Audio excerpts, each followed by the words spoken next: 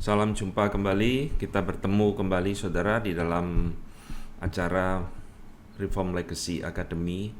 Setelah di dalam konten saya yang terakhir, saya membahas tentang kasus plagiarisme yang cukup menghebohkan.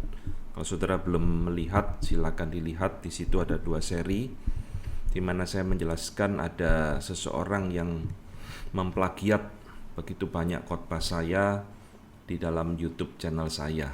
Maka mulai hari ini kita akan berbicara melanjutkan tentang Post Reformation Dogmatics seri kelima. Sampai beberapa seri ke depan kita akan berbicara tentang Alkitab, ya, bagaimana pandangan para teolog reform di dalam masa ini tentang Alkitab.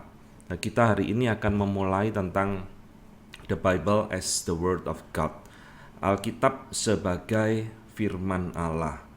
Saudara-saudara, di dalam teologi reform, Alkitab adalah sesuatu yang sangat penting sekali, ya. Alkitab adalah fundamental di dalam kerangka teologi reform.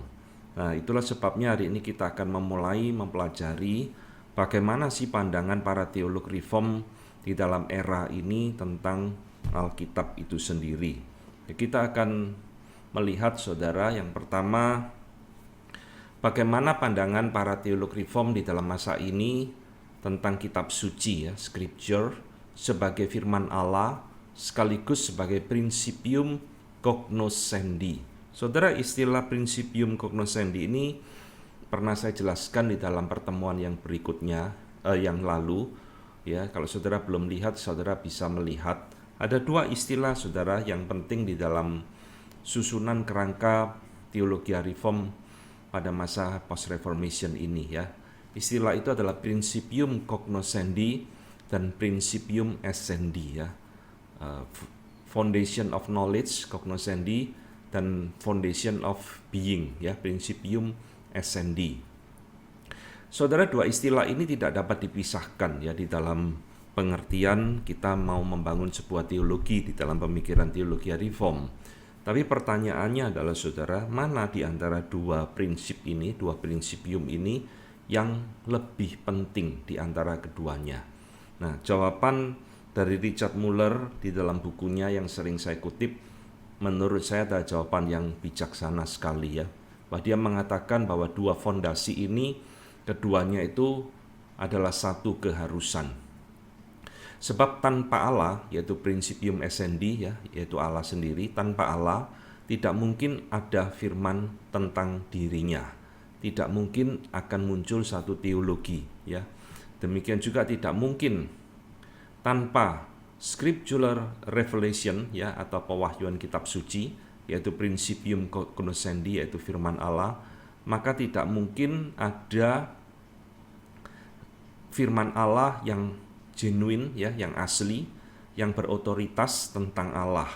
Dan sekali lagi, tanpa firman Allah juga tidak akan ada teologi. Jadi saudara, 2 istilah ini adalah sama-sama penting, ya, 2 fundamental yang sama-sama penting yang tidak boleh diabaikan di dalam kita berteologi. Nah, ini ada prinsip yang ditanamkan oleh para teolog di dalam masa post-reformation ini. Saudara, seorang teolog yang bernama Franciscus Gomarus, ya. Kalau saudara tahu, Franciscus Gomarus ini adalah musuhnya James Arminius. Nanti kapan-kapan saya akan membahas tentang teologi of James Arminius, ya. Franciscus Gomarus mengatakan bahwa scripture is the basis, ya, kitab suci adalah dasar, dan principium organicum of theology, satu prinsip yang mengikat seluruh kerangka teologi. Jadi saudara, teologi yang benar itu dibangun dari firman Tuhan, ya. Fundamental pertama adalah dari scripture, dari Alkitab, dari firman Tuhan. Ya, teologi itu bukan kita dapat mimpi, dapat wahyu, lalu kita tulis firman sendiri seperti Saksi Yehova, Mormon, dan sebagainya. Nah, selain Franciscus Gomarus, teolog lain di dalam masa ini yang bernama Johannes Mokovius mengatakan bahwa kitab suci adalah the internal principle of theology, ya, satu prinsip yang internal dari dalam dirinya sendiri dari sebuah teologi. Jadi ini prinsip yang internal, bukan eksternal.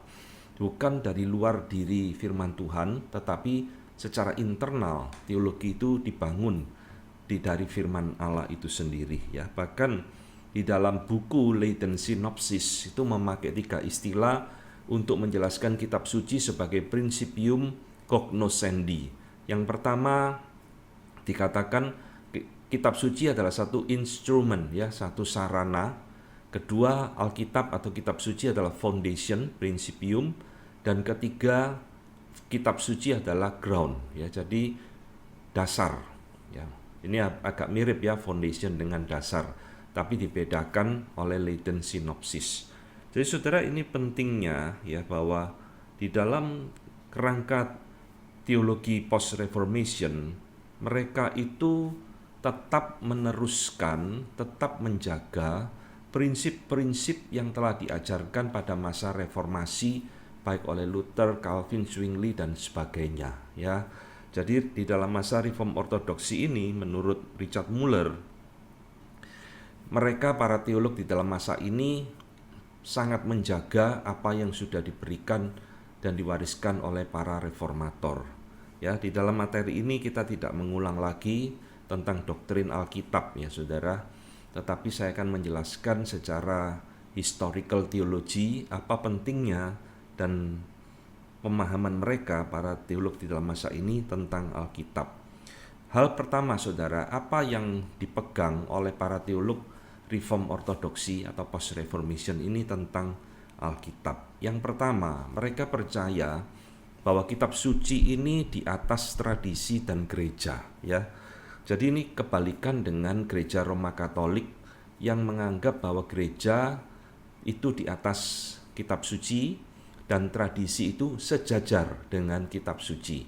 Di dalam pandangan reform, baik reformator maupun post reformation, justru terbalik. Kitab suci lebih penting, kitab suci justru adalah fundamental ya, fundamen daripada gereja dan tradisi. Misalnya saudara, Zacharias Ursinus ya, ini adalah seorang teolog penting di dalam masa post reformation yang menuliskan Heidelberg Catechism ya. Ursinus menyebut firman Allah sebagai eternal wisdom of God ya, hikmat Allah yang kekal. Dan dia juga mengatakan bahwa firman Allah ini adalah dasar dari gereja ya, bahwa tidak ada gereja itu ada di dalam dunia kecuali firman itu ya juga ada, dan firman itu mendahului tradisi gereja. Jadi kitab suci bagi Ursinus adalah word of God inscribed in letters ya, firman Allah, perkataan Allah yang tertulis atau dituliskan di dalam surat-surat atau kitab-kitab. Nah, saudara lihat di sini bahwa di dalam masa post reformation para teolog di dalam masa ini, teolog reform, sangat menjunjung tinggi otoritas kitab suci ya. Jadi semboyan sola scriptura itu tetap dipegang ya, sola scriptura hanya Alkitab, tota scriptura hanya berdasarkan Alkitab, satu-satunya sebagai principium cognoscendi di dalam kita membangun sebuah kerangka teologi.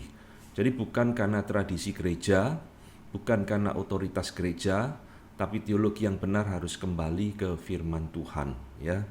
Saudara, yang kedua, prinsip daripada reform ortodoksi yang dicetuskan adalah kitab suci juga cukup pada dirinya sendiri untuk keselamatan dan pengajaran doktrin gereja Tuhan ya.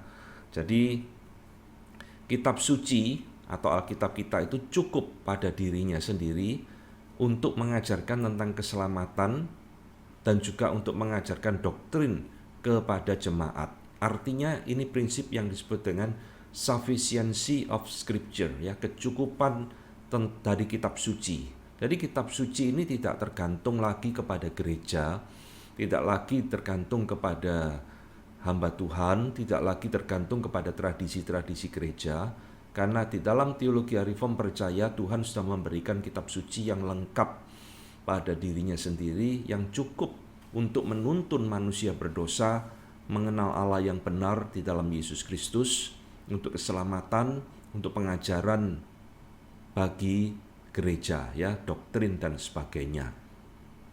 Nah, yang ketiga, prinsip yang mereka pegang dengan ketat adalah bahwa segala pengakuan iman dan tradisi gereja harus berasal dan diuji oleh kitab suci, ya.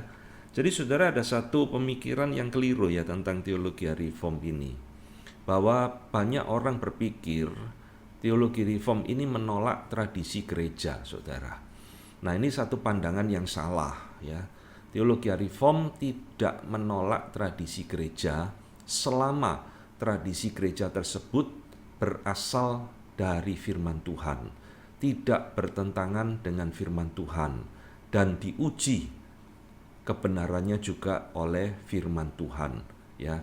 Nah, saudara, di dalam gereja reform itu juga banyak menghasilkan tradisi-tradisi gereja, saudara. Tetapi tradisi gereja itu tidak pernah bertentangan dengan kitab suci, dan biasanya diwujudkan tradisi itu di dalam berbagai pengakuan iman atau confession of faith, ya. Ada Irish Article, Westminster Confession of Faith, Gallican Confession, Belgic Confession, termasuk Heidelberg Catechism dan sebagainya. Ini kan semua adalah tradisi gereja, saudara, ya, dibuat oleh manusia, dicetuskan di dalam konteks gereja pada masa itu untuk kebutuhan gereja dan sebagainya. Tetapi itu semua dibuat berasal dari kitab suci, ya, tidak bertentangan dengan kitab suci, selaras dan harmonis pengajarannya dengan kitab suci. Hanya sekarang disistematiskan di dalam bahasa pengakuan iman, ya. Nah, perbedaannya, saudara, di dalam masa post-reformation ini, reform ortodoksi itu lebih dogmatik di dalam menuliskannya, ya. Di dalam pertemuan yang kedua atau ketiga saya telah menjelaskan, ya, tentang reform scholasticism, satu cara berpikir di dalam masa itu yang lebih jelimet dalam tanda petik ketimbang masa sebelumnya. Jadi orang-orang reform di dalam masa post-reformation ini sangat teknis, saudara, sangat detail di dalam menuliskan dan mendefinisikan pemikirannya daripada para reformator sebelumnya, ya, karena ini ada satu pengaruh zaman, pengaruh Aristotelian dan sebagainya. Nanti juga kita akan singgung lagi sedikit. Nah, ini, saudara, 3 poin, ya, yang dicetuskan oleh Muller di dalam tulisannya, bahwa para teolog di dalam masa post-reformation ini tetap menjaga gereja di dalam relasi yang benar dengan kitab suci. Nah, saudara, bagaimana dengan gereja sekarang yang kita lihat di dalam masa ini? Masihkah gereja tetap menjunjung firman Tuhan? Masihkah gereja memakai kitab suci sebagai tolok ukur dan sebagainya? Nah, ini menjadi tanda tanya, ya, saudara. Nah, sekarang kita akan lanjutkan. Di dalam masa post-reformation ini, saudara, istilah firman Tuhan, ya, word of God itu apa yang mereka pahami. Nah, ini perlu juga untuk kita mengerti, ya. Istilah word of God, firman Allah, itu apa yang mereka mengerti tentang hal tersebut. Nah, di dalam berbagai tulisan yang saya temukan di dalam para teolog-teolog post-reformation ini, mereka mendefinisikan istilah firman Allah itu di dalam 4 arti, saudara, ya, 4 makna. Yang pertama, firman Allah itu bisa dimengerti sebagai essential word of God, ya. Firman Allah yang esensial, yang hakikat, ya, yang bersifat inti dari firman Allah, ya, yaitu, ya, itu adalah perkataan Allah sendiri. Secara ansih itu adalah firman Allah. Tetapi firman Allah itu juga bisa dimengerti di dalam makna yang kedua, yaitu di dalam satu dinamika unwritten and written word of God. Firman Allah yang tidak tertulis dan firman Allah yang tertulis, ya. Jadi, saudara sekalian, mereka memahami bahwa firman Allah yang ada di tangan kita sekarang di dalam bentuk Alkitab itu dulunya adalah firman yang tidak tertulis, unwritten, ya. yang kemudian di dalam perjalanan kanonisasi baik PL maupun PB, firman Allah itu menjadi tertulis. Nah, untuk sejarah kanon ini saya sudah ada videonya, saudara bisa cari di YouTube channel saya. Nah, istilah yang dipakai di dalam masa itu seperti ini, verbum agrafon menjadi verbum engrafon, ya. Verbum itu firman, agrafon itu tidak tertulis, ya. Grafe itu kan tulisan, menjadi verbum engrafon, ya, verbum di dalam tulisan. Jadi word of God, firman Allah di dalam pengertian written, tertulis ini dulunya adalah unwritten, tidak tertulis, tapi Roh Kudus yang menginspirasikan kepada para penulis untuk menuliskan peristiwa-peristiwa di dalam Alkitab, baik dengan genre sejarah, ya, epistol, surat-surat, kemudian Injil dan sebagainya. Dan mereka memahami, saudara, relasi antara unwritten dengan written word of God ini yang tidak boleh kita lupakan di dalam prinsip teologi reform pada masa reformasi hingga post reformation. Ini prinsip yang penting, ya, bahwa dengan selesainya firman Tuhan itu menjadi firman yang tertulis, ya, verbum engrafon, maka verbum agrafon itu berhenti. Nah, ini penting, ya. Wahyu 22 ayat 18-19 ditutup dengan satu peringatan, siapa yang menambahi atau mengurangi firman Tuhan, maka Tuhan akan mendatangkan malapetaka bagi dia. Jadi saudara, di dalam pemikiran teologi reform dan juga masa post reformation ini, firman Tuhan itu sudah selesai, saudara. Firman Tuhan itu sudah cukup. Tidak ada lagi wahyu baru, tidak ada lagi firman baru, tidak ada lagi verbum agrafon, ya, firman yang tidak tertulis. Nanti suatu saat akan tertulis menjadi kitab yang baru. Tidak ada, saudara. Sudah lengkap.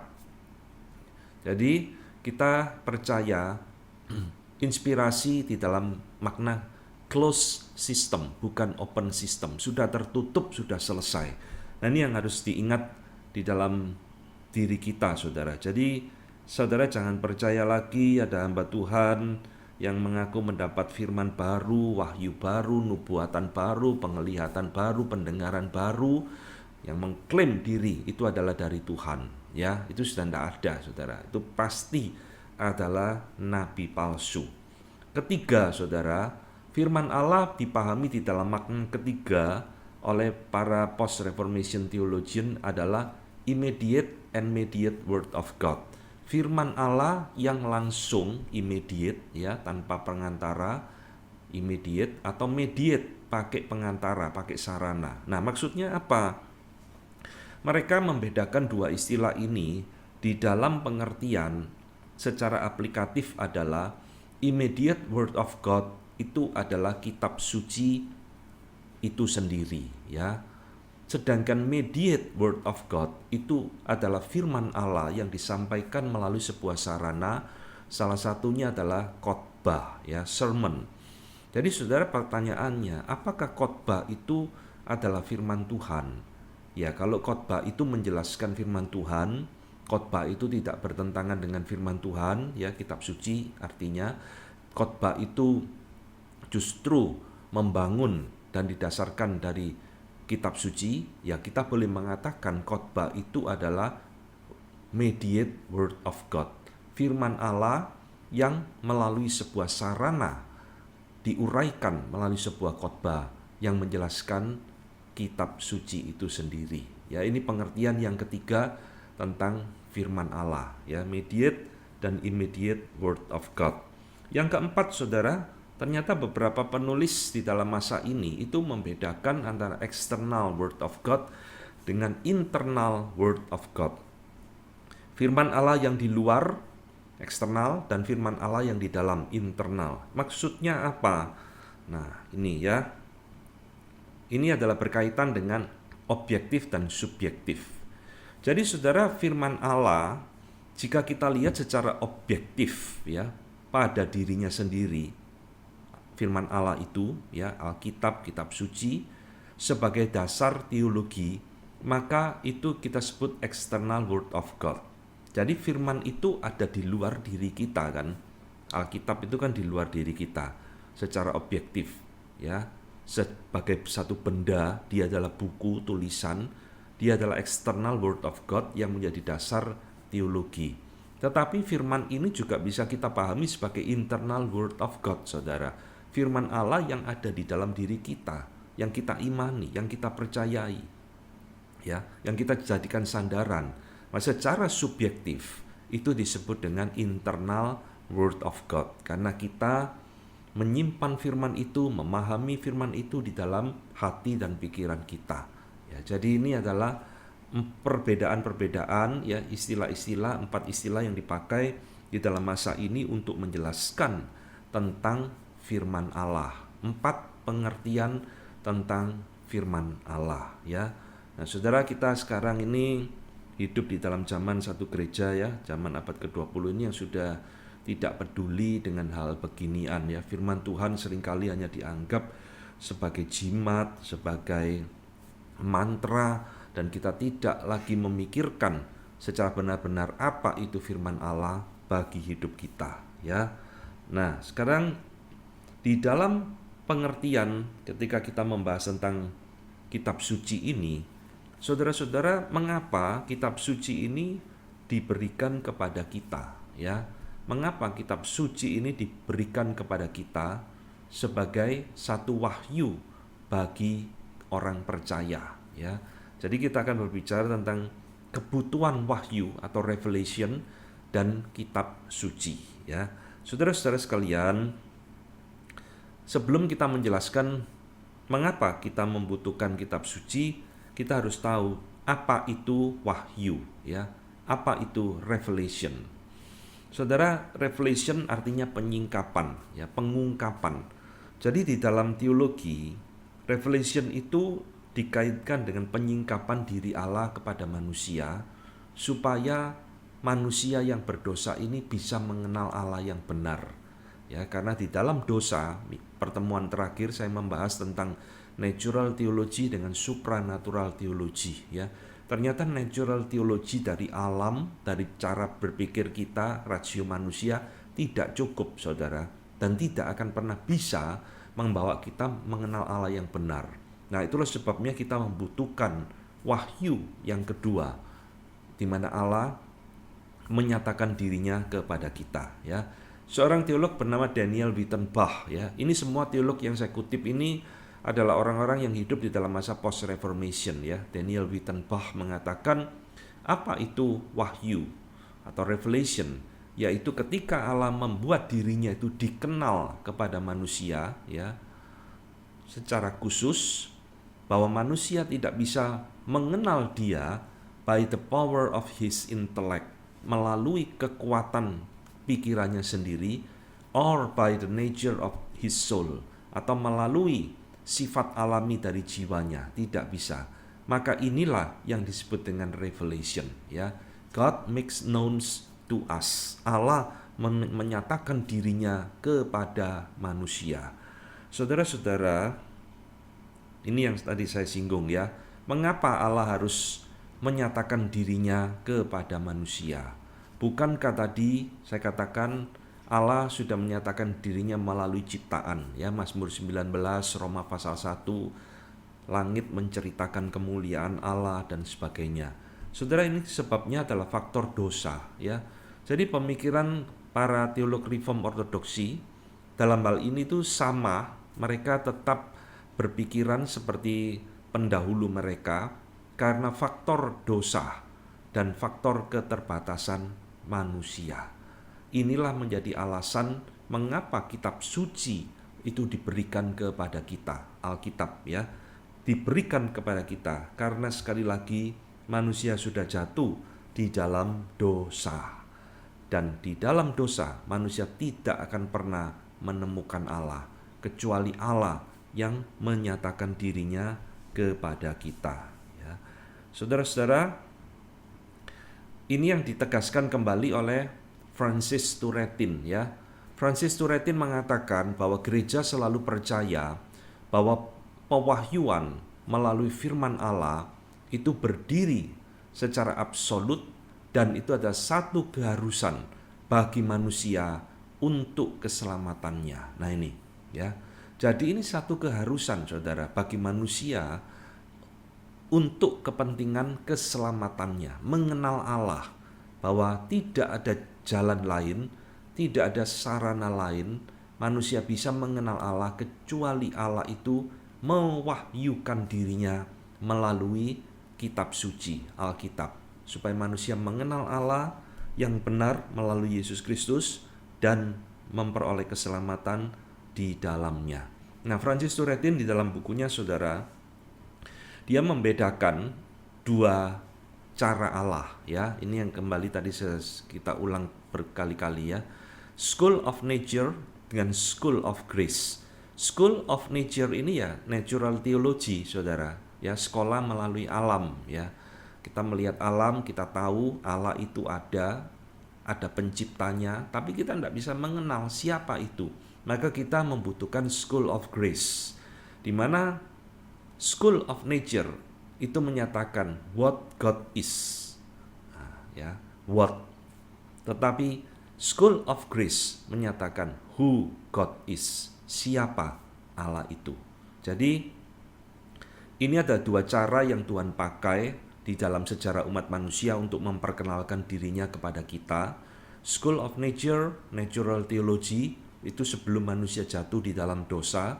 School of Grace, ya, supranatural theology, diberikan setelah manusia jatuh di dalam dosa melalui salah satunya kitab suci dan Yesus Kristus. Jadi melalui School of Grace inilah akhirnya kita mengenal kembali Allah yang benar di dalam hidup kita, ya. Tentunya semua ini harus kita lihat sebagai satu anugerah bagi kita orang yang berdosa. Jadi saudara lihat, di dalam pemikiran para teolog di dalam masa post-reformation ini, kitab suci itu selalu merupakan keharusan, ya, absolute necessity, saudara. Keharusan. Untuk apa? Francis Turretin mengatakan to supply the lack in natural revelation, ya.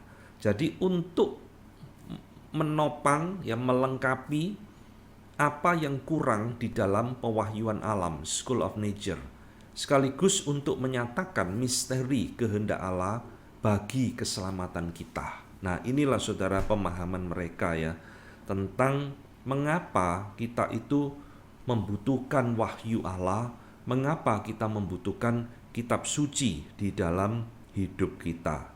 Saudara-saudara, di dalam definisi Johannes Marcius, ya, salah seorang teolog di dalam masa itu, sekarang saya akan berikan apa sih definisi kitab suci menurut post-reformation, ya. Salah satunya saya ambil dari Johannes Marcius yang mengatakan firman Allah ditulis oleh orang-orang yang diinspirasikan di dalam kanon Perjanjian Lama dan Perjanjian Baru, memuat true religion, iman yang benar, and teaching, ya, true religion and true teaching, agama yang benar dan pengajaran yang benar, supaya menyediakan, ya, satu standar yang sempurna dan kekal, ya, a perfect and perpetual standard atau norma bagi gereja, saudara, dan supaya menuntun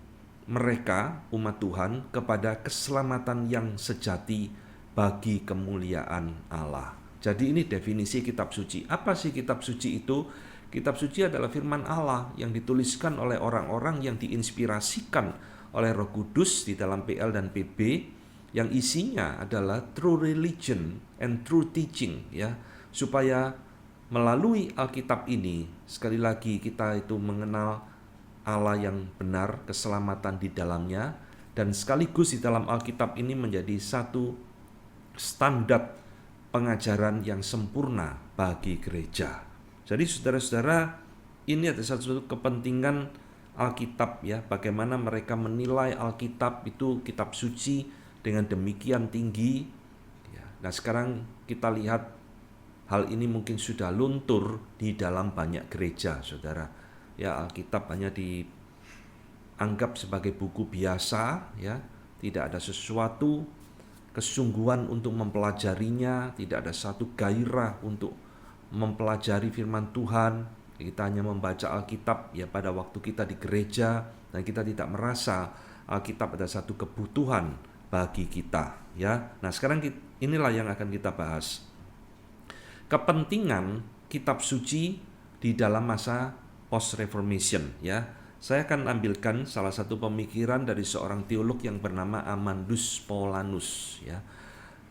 Saudara-saudara, setiap nama-nama yang saya kutipkan di sini ini mungkin terasa asing ya bagi saudara, tapi saya ingin saudara itu belajar tentang teologi reform dengan lebih luas dan lebih dalam. Jadi jangan cuma ngertinya John Calvin terus dari dulu sampai sekarang ya. Teologi reform itu luas saudara. Dari masa reformasi, post reformation sampai nanti abad 19-20 terus menghasilkan pemikir-pemikir yang hebat yang bisa menolong kita memahami teologi dengan benar ya. Nah, Amandus Paulanus mengatakan di dalam tulisannya, kenapa kita itu penting berurusan dengan kitab suci ya. Kenapa kitab suci itu harus menjadi bagian di dalam hidup kita? Nah, ini dia mengatakan, yang pertama, karena kita ini diperintahkan oleh Allah untuk menyelidiki, to search and to become deeply acquainted ya, menjadi dalam mengenal Alkitab ya, di dalam menyelami Alkitab. Kitab suci harus ada di dalam dunia ini sampai the end of the world saudara, sampai akhir zaman. Untuk apa? Untuk sebagai pemenuhan dari divine command ya, perintah ilahi di dalam setiap generasi dari gerejanya Tuhan di dalam dunia ini. Jadi saudara, kenapa Alkitab itu penting bagi kita? Karena Tuhan memerintahkan kepada kita supaya kita itu mempelajarinya saudara. Kita itu bergaul erat dengan firman Tuhan, deeply acquainted ya, mengenal Alkitab ini dengan mendalam. Dan Alkitab ini akan terus ada sampai nanti akhir zaman bagi gereja Tuhan. Nah, ini saudara ya, kenapa kitab suci itu harus menjadi kesukaan kita saudara? Karena ini perintah Tuhan bagi kita ya. Kedua, mengapa kitab suci itu penting bagi umat Tuhan, bagi gereja Tuhan? Perhatikan saudara, yang kedua ini juga penting.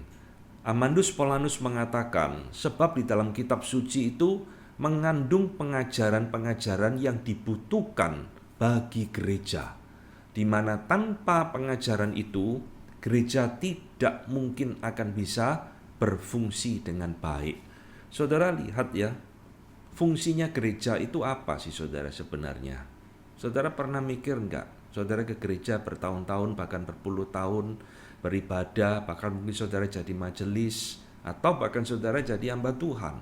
Saudara pernah memikirkan enggak fungsinya gereja itu apa? Saudara, salah satu fungsi gereja yang penting adalah mengajarkan firman Tuhan dengan seutuh-utuhnya, dengan sebenar-benarnya, dengan sesungguh-sungguhnya. Ini perintah Tuhan, saudara. Sebab tanpa firman Tuhan, tanpa scripture ini, gereja tidak bisa berfungsi dengan baik. Saudara-saudara, ini sesuatu yang menyedihkan sekali kalau kita lihat sekarang ya.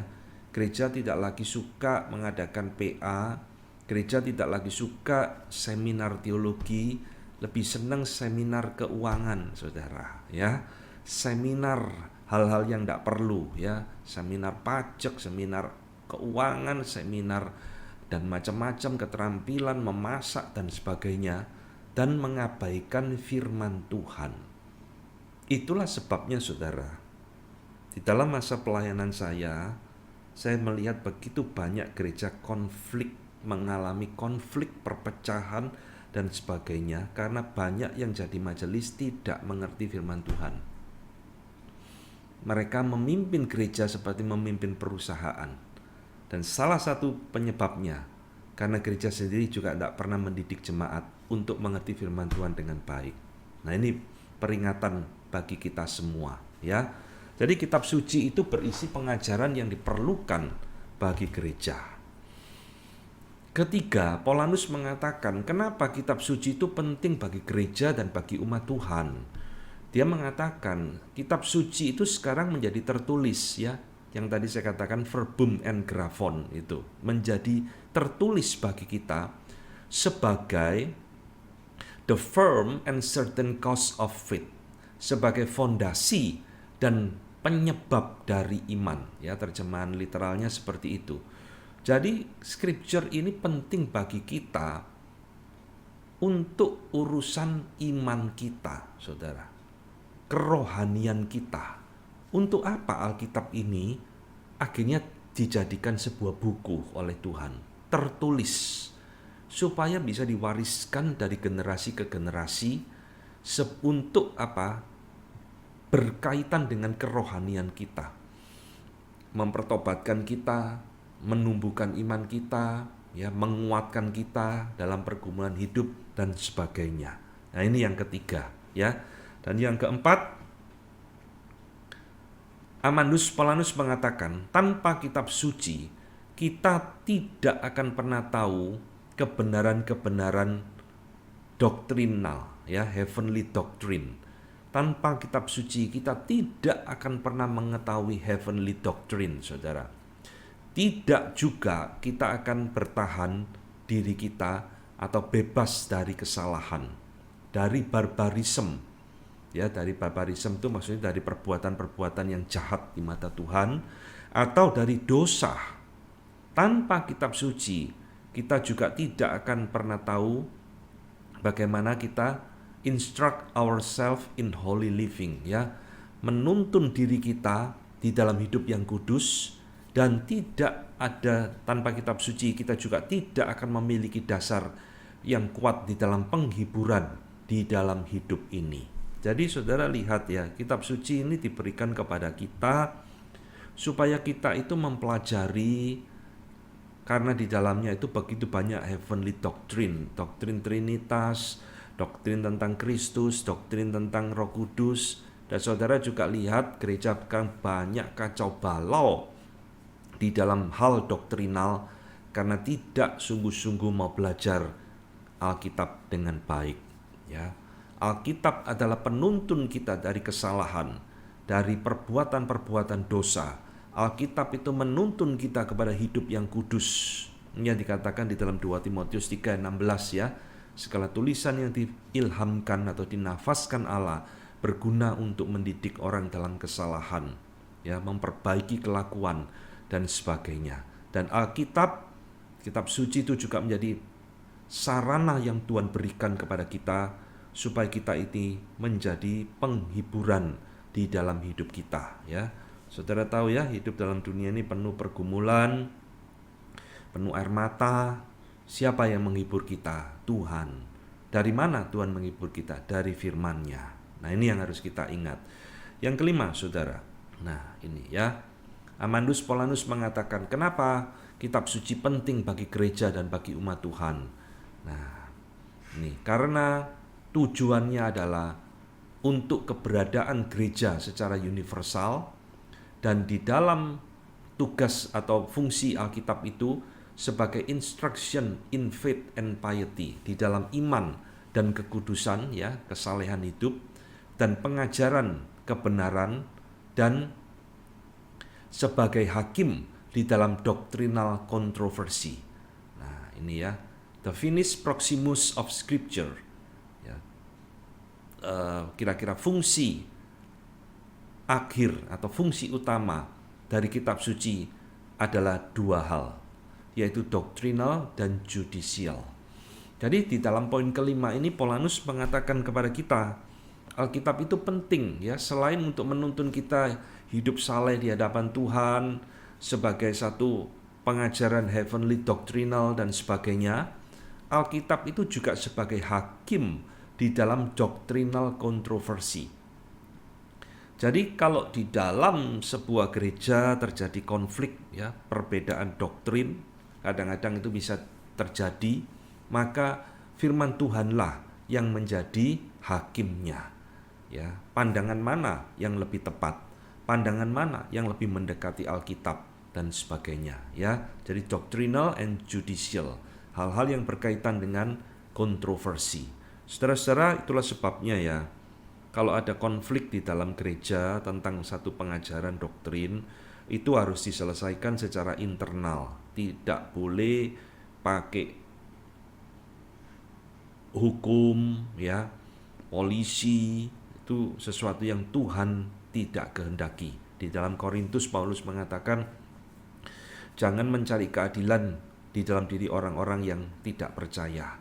Jadi harus diselesaikan secara internal, saudara. Dan itu yang menjadi hakimnya adalah kitab suci ini sendiri. Nah, mungkin saudara tanya, loh dua-duanya kan pakai kitab suci, Pak? Ya memang ya, dua-duanya pakai kitab suci. Tapi kan pasti ada yang benar, ada yang kurang benar, atau bahkan satunya salah, satunya benar. Nah, itulah perlunya kita itu membutuhkan orang-orang yang lebih mengerti untuk bisa menjawab, ya, menjadi hakim manakah pandangan yang lebih benar, ya. Nah, saudara sekalian, saya akan mengakhiri pelajaran kita hari ini dengan satu topik, bagaimana orang-orang di dalam post-reformation ini melihat terbentuknya kitab suci, ya. 4 penyebab atau 4 causes of scripture.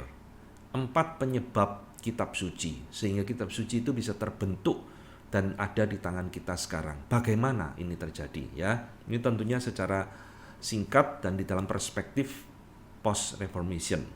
Saudara, ada 4 penyebab di dalam pandangan reform ortodoksi munculnya atau terjadinya kitab suci, ya. Nah, 4 penyebab ini adalah memakai istilah di dalam Aristotelian. Ini sudah saya singgung di dalam pertemuan-pertemuan yang lampau, ya. Aristoteles itu membagi sebab segala sesuatu di dalam alam semesta itu menjadi 4, ya, efficient cause, material cause, formal cause, dan sebagainya. Dan itulah yang dipakai oleh para reform ortodoksi untuk menjelaskan terbentuknya kitab suci, ya. Secara singkat demikian. Pertama, efficient cause, penyebab yang efisien. Menurut pandangan reform ortodoksi ada 2. Bagaimana Alkitab bisa terbentuk? Karena ada alat Tritunggal, Principium Essendi, ya. Dan alat Tritunggal ini yang memakai para penulis untuk menuliskan firman Allah. Jadi ini disebut dengan efficient cause, ya. Saudara membiasakan istilah-istilah dari reform scholasticism ini, saudara. Kedua, material cause, penyebab materinya. Ya, dikatakan the subject and the material of scripture concern the activity of God among men and the duties of human being toward God. Jadi material cause ini berbicara apa sih isi daripada kitab suci ini, materinya apa, penyebabnya apa, sehingga perlu dituliskan, ya. Jadi secara subjek dan material dari scripture ini utamanya menceritakan tentang apa yang Allah lakukan kepada manusia. Sekaligus material cause-nya adalah berisi kewajiban manusia kepada Allah. Kasihilah Allah dengan segenap kekuatanmu, akal budimu, dan sebagainya, ya. Jadi ini material cause-nya. Ketiga, formal cause, ya, dari kata form, bentuk. Penyebab bentuknya apa? Nah, bagaimana Alkitab ini diberikan kepada manusia dalam bentuk apa? Nah, Lukas Trelcaltius, saya kutip, dia membagi menjadi 2 formal cause. Pertama, inward dan outward, ya, inward cause dan outward cause. Nah, apa artinya ini, saudara? Inward artinya scripture itu secara proposisi, ya, propositionate, keduanya itu adalah divine truth, kebenaran ilahi, dan dengan setiap bagiannya. Jadi secara formal inward cause ini, ya, Alkitab itu adalah kebenaran ilahi di dalam setiap bagian yang tertulis. Tidak ada di dalam kitab suci itu yang tidak bersifat divine truth. Semua divine truth. Ya, mungkin saudara heran loh, di dalamnya kan ada perkataan iblis, Pak. Masa itu divine truth? Divine truth, saya tidak jelaskan lagi ya tentang doktrin inspirasi, saudara. Itu bagian dari divine truth, scripture, yang Tuhan berikan kepada kita. Sedangkan secara outward itu adalah exquisite of language of Holy Scripture. Keindahan bahasa dari kitab suci. Segala sesuatu yang tertulis di dalamnya memiliki sesuatu gaya yang cocok, dignity of the speaker, penulisnya, dan sebagainya. Jadi termasuk kitab suci ini dituliskan sesuai dengan kondisi orang-orang yang membacanya. Jadi saudara nangkap ya, formal itu berkaitan dengan bentuknya. Secara inward, Alkitab ini adalah firman Allah, divine truth, tapi dituliskan dalam bahasa manusia yang penuh dengan keindahan. Ini biasa disebut dengan istilah genre ya. Ada genre sejarah, genre puisi, mazmur, pengkhotbah, amsal, ya, genre Injil dan sebagainya, dituliskan dengan bahasa yang indah, yang sesuai dengan karakteristik penulisnya atau pembicaranya, dan dituliskan di dalam konteks tertentu pembacanya saat itu ya. Paulus tuliskan kepada jemaat di Kolose, di Korintus dan sebagainya. Jadi ini adalah outward formalnya. Alkitab mengenal berbagai bentuk jenis sastra ya. Nah, final cause sekarang saudara. Tujuan akhirnya apa saudara? Alkitab itu ditulis. Para reform ortodoksi memberikan ada dua tujuan akhir kitab suci itu ditulis bagi manusia. Pertama, soli Deo gloria. Semua adalah untuk kemuliaan Allah, saudara. Alkitab itu ditulis. Dan yang kedua, sekali lagi Alkitab itu dituliskan bagi orang pilihan untuk keselamatan mereka. Ini final cause. Tujuan akhir Alkitab ditulis ya cuma ini, supaya Allah dipermuliakan melalui firman-Nya dan umat Tuhan boleh dibawa kembali mengenal Dia ya. Nah, singkatnya demikian saudara, saya berikan rangkuman. Reform ortodoksi memahami kitab suci di dalam 4 arti ini saudara. Medium konversionis sebagai sarana untuk mempertobatkan orang ya. Medium fide et consolationis sebagai sarana bagi orang beriman untuk mendapatkan penghiburan di dalamnya. Ya. Fundamentum ecclesiae, yaitu sebagai fondasi daripada gereja. Ya, ini ayatnya nanti saudara baca sendiri. Dan yang keempat, kitab suci berfungsi sebagai lux splendent in obscuro, sebagai terang ya, yang menyinari di dalam kegelapan. Ini 2 Petrus 1 ayat 19 ya. Kamu adalah imamat yang rajani, yang dipanggil dari kegelapan kepada terangnya yang ajaib. Jadi ini adalah 4 penyebab kitab suci ya, dan sekaligus berbicara tentang fungsi daripada kitab suci di dalam 4 aspek ini. Saudara, kenapa harus seperti ini ya? Saya akan mengakhiri materi kita.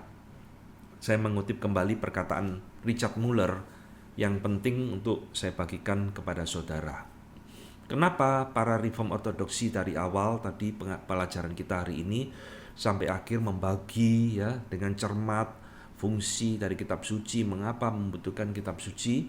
Muller menyimpulkan demikian, bahwa poin yang mendasari semua pendekatan ini adalah jelas untuk menghindari, saudara, to avoid, menghindari penampilan ya, apakah itu adalah arbitrary declaration of the character of scripture, deklarasi atau pemahaman yang salah tentang kitab suci, atau ya menghindari yang kedua adalah implikasi atau penerapan bahwa otoritas dan atribut dari kitab suci adalah berasal dari extra scriptural source. Sebagai contohnya, tradisi gereja. Nah, ini yang harus dihindari ya. Jadi ada 2 hal menurut Muller kenapa para Reform Ortodoksi menuliskan Alkitab sampai demikian mendetail ya, membagi-bagi dan sebagainya, supaya kita itu tidak salah memahami karakter of Scripture. Jadi Scripture ini sekali lagi saudara bukan buku mantra ya. Scripture adalah firman Tuhan, Word of God, bukan buku biasa. Kita harus melihat dari perspektif itu.